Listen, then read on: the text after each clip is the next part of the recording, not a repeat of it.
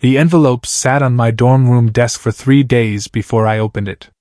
The bank logo meant nothing special until I saw the words printed in cold black ink. Account closure notification. Final balance $0. My college fund. The one my grandparents had built since I turned 10, adding money every birthday and Christmas. $60,000 gone. My hands shook as I called my mother. She picked up on the 4th ring. Her voice was tight when she said, "We need to talk when you come home this weekend." Not an explanation. Not an apology. Just that careful tone she used when she'd already decided I wouldn't like what came next. My name is Alex Brennan, and I'm 19 years old. I'm a sophomore at State University in Ohio, studying computer science with a minor in business. I've worked for everything I have. During high school, I had 2 part-time jobs while keeping straight A's. I saved every dollar I could because I knew college was expensive. My grandparents always told me not to worry, that the fund they'd built would cover most of it. I trusted them. I trusted my family. That trust died the moment I opened that envelope. Saturday morning, I sat across from my mother at our kitchen table.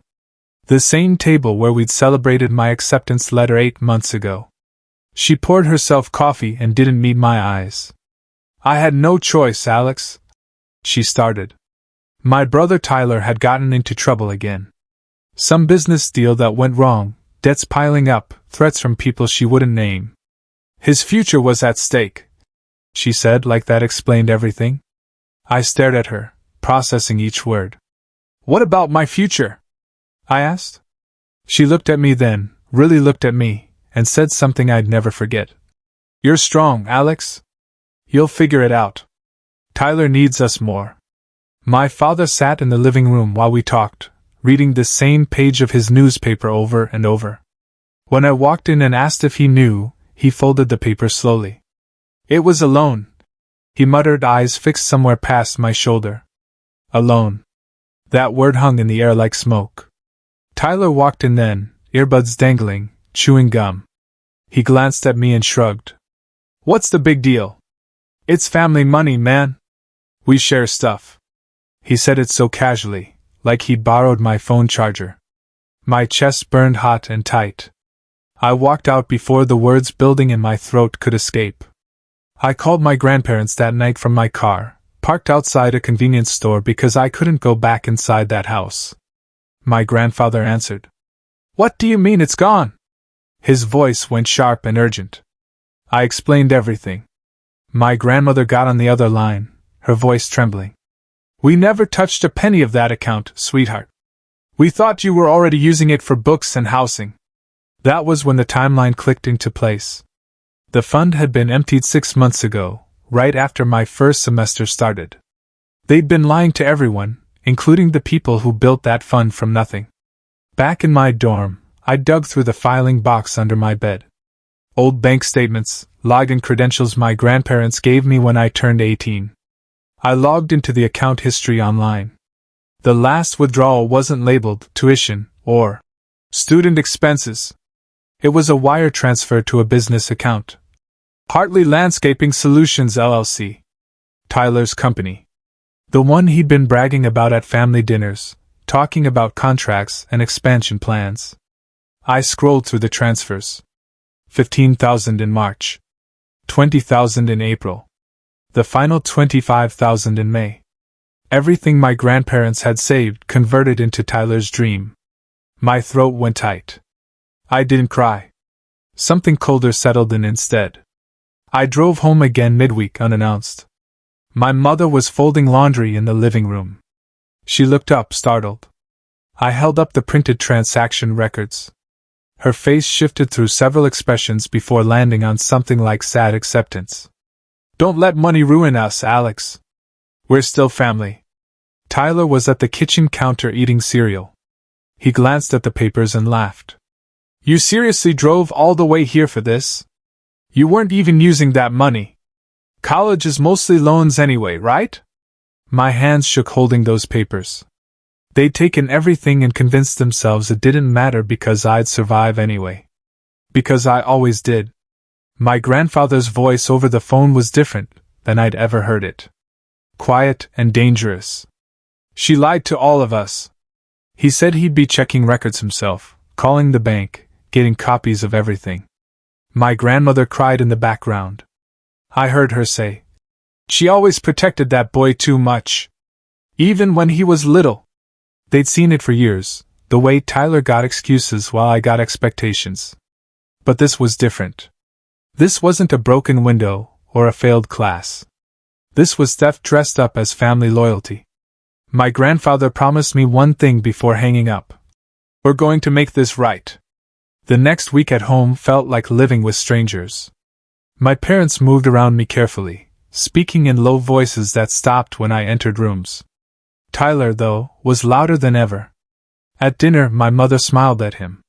"Your business is really taking off. Your father and I are so proud." She served him extra potatoes. I ate in silence, watching the performance. Pride in that house had never been about honesty or hard work. It was about keeping up appearances. About making sure the neighbors saw success even if it was built on lies. I finished eating and went to my room without a word. My grandmother asked me to help her organize old financial papers in her study. We worked in silence for an hour until she pulled out an envelope with my name on it. Inside were copies of every deposit slip from the past 8 years. Birthdays, holidays, random Tuesday afternoons when they'd put in $50 or $100. Each one signed by my mother as the account guardian. The last withdrawal slip was there too. I compared the signatures. They didn't match. Not even close. My grandmother's hands trembled as she pointed at the difference. "She forged my name," she whispered. "She had to, because I would have stopped her." I confronted my mother with the signature comparison.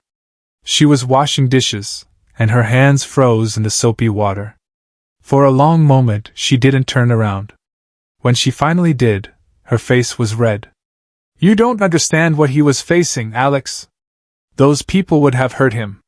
They were serious." Her voice rose with each word. "You'll survive this. You're smart and capable. But Tyler wouldn't have. He's not like you." I asked the question that had been building for weeks. "Did you ever believe I could be anything?" She opened her mouth, then closed it. The silence was louder than any answer she could have given. My father came to my room that night. He sat on the edge of my bed, looking older than I remembered. "I tried to stop her," he said quietly, "when she first suggested using the fund. But she said it was the only way to keep the family together. To save Tyler." He stared at his hands. "Keeping peace in this house has always meant letting her win. I know that's wrong." I looked at him, this man who'd taught me to ride a bike and helped with homework. He'd chosen peace over me. Over what was right. He stood up slowly and paused at the door. "I'm sorry, Alex. I know that doesn't fix anything." I drove to Tyler's business address on a Saturday morning. It was a rented garage on the east side of town with a faded sign out front. Inside were some lawn mowers, half-empty paint cans, and a desk covered in fast food wrappers.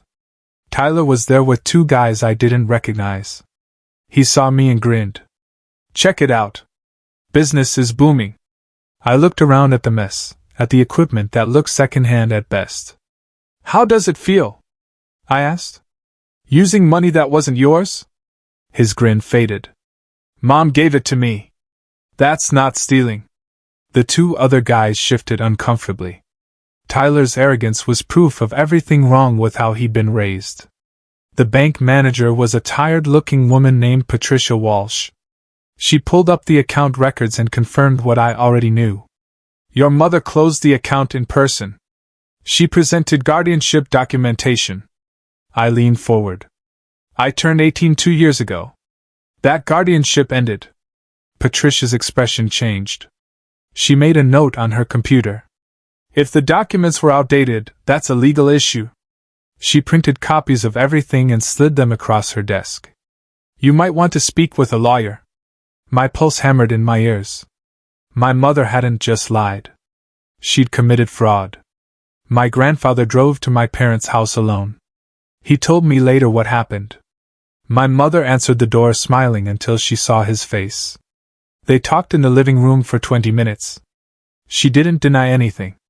I did it to save the family name, she told him. Tyler's debts would have destroyed our reputation. My grandfather stood up and said, Then you should have let it.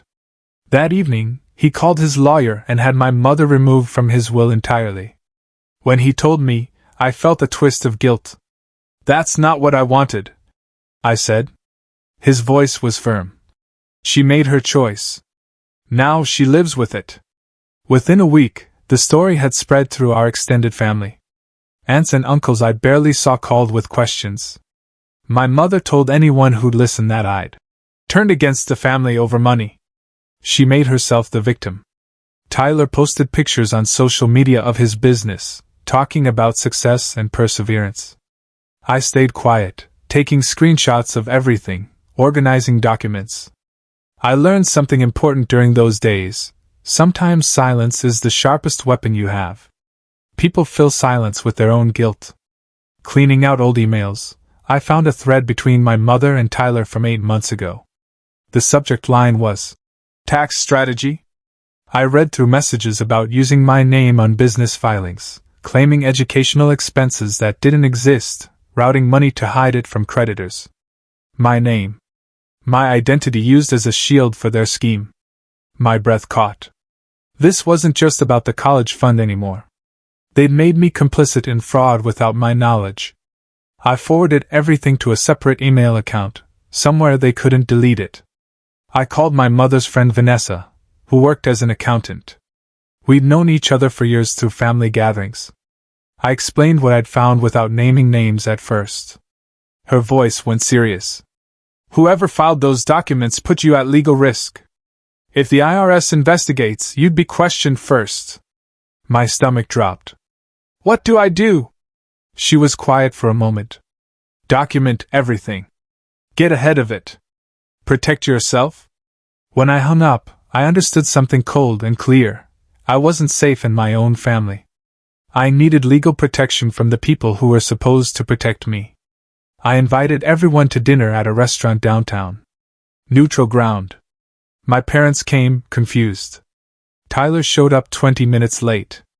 We ordered food and made small talk while I waited. Halfway through the meal, I pulled out a folder and slid it across the table. Bank statements. Emails. Tax documents. Signature comparisons. My mother's face went white. Tyler stopped chewing and stared. My father closed his eyes. What is this? My mother whispered. I kept my voice level. Evidence. Of everything you did. Tyler pushed back from the table. You're bluffing. I met his eyes. Try me. My grandfather arrived at the restaurant unannounced, right on schedule. I'd called him an hour before. He walked to our table and placed a business card face up next to the folder. Vincent Reeves, attorney at law. He looked at my mother. You forged my signature. You stole from your own child. You used his identity for fraud. My mother's composure finally cracked. She started crying, hands shaking. Tyler stood up fast, his chair scraping loud. This is insane. My father just stared at the tablecloth like he could disappear into it. The family I'd known was gone. Now there were just people with guilty consciences. The news reached aunts, uncles, cousins within days. Tyler's business lost its only major contract when the client learned about the fraud investigation. His 2 employees quit. The garage closed. My mother called me 13 times in one day. I answered the last one. She was sobbing. You're destroying everything we built. I thought about the college fund, about my forged name on documents, about 8 years of favoritism and lies. I didn't destroy anything, I said quietly. You did that yourself. She hung up. The family gathering stopped. The holiday plans dissolved. Tyler moved out of my parents' house without saying where he was going. 2 months later, I received an alert on my phone. A bank account I'd never opened was flagged for suspicious activity. It was in my name, opened 6 months ago, still active. I pulled the records. My mother had been depositing small amounts and withdrawing them, moving money through my identity like I was a ghost she could use. Even while begging for forgiveness, even while crying about family, she'd continued the scheme. I stared at the screen for a long time. It wasn't over. She hadn't learned anything. She'd just gotten quieter about it. I gathered everything into 3 organized binders. Statements, screenshots, emails, recorded phone calls where she'd admitted things without realizing I was documenting. I drove to my grandfather's house and gave them to Vincent Reeves. He flipped through the first binder with an expression that grew darker with each page. "This is substantial," he said. "We can pursue both civil and criminal charges."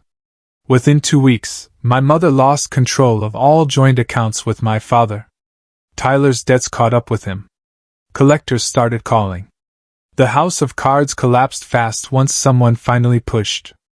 My parents' house went up for sale 4 months after that dinner. They couldn't afford the mortgage and legal fees. I drove past it one afternoon and saw the sign on the lawn. They moved into a small apartment across town.